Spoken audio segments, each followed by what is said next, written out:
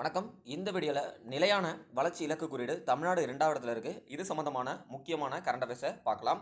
2023-24 ஆண்டுக்கான நிதி ஆயோக்கோட நிலையான வளர்ச்சி குறியீட்டில் தமிழ்நாடு 2வது இடத்துல இருக்குது அப்படின்னு சொல்கிறாங்க. இந்த நிதி ஆயோக்கோட இந்த நிலையான வளர்ச்சி குறியீடு அப்படிங்கிறது எதன் மதிப்பில் வருது அப்படின்னு பார்த்தீங்கன்னா, சமூக பொருளாதார மற்றும் சுற்றுச்சூழல் அம்சங்களில் மாநிலங்கள் மற்றும் யூனியன் பிரதேசங்களின் முன்னேற்றத்தை தான் நிதி ஆயோக்கோட நிலையான வளர்ச்சி இலக்கு அப்படின்னு சொல்லி மதிப்பிட்டிருக்காங்க.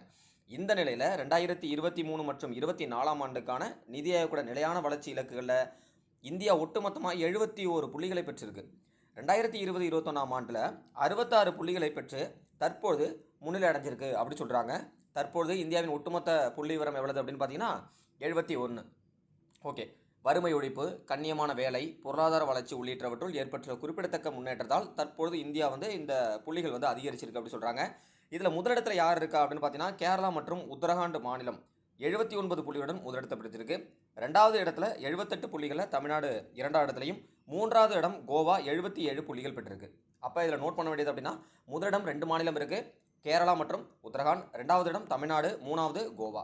சரி, ஓகே. இதில் ரொம்ப புவராக இருக்கிறது அப்படின்னு பார்த்தீங்கன்னா, பீகார் 57 புள்ளிகள் பெற்று மிகவும் பின்தங்கிய மாநிலங்களாக இருக்குது. யூனியன் பிரதேசத்தில் பார்க்கும்போது முதலிடம் சண்டிகர், 2வது இடம் ஜம்மு அண்ட் காஷ்மீர், 3வது இடம் புதுச்சேரி, 4வது இடம் அந்தமான் நிகோபார் தீவுகள், 5வது இடம் டெல்லி. அப்போ நமக்கு இங்கேயே கொடுத்துருக்காங்க புதுச்சேரி 3 அப்படின்னு. டெல்லி 5வது இடத்துல இருக்குது. முதன்மையான இடம் அப்படின்னா சண்டிகர்.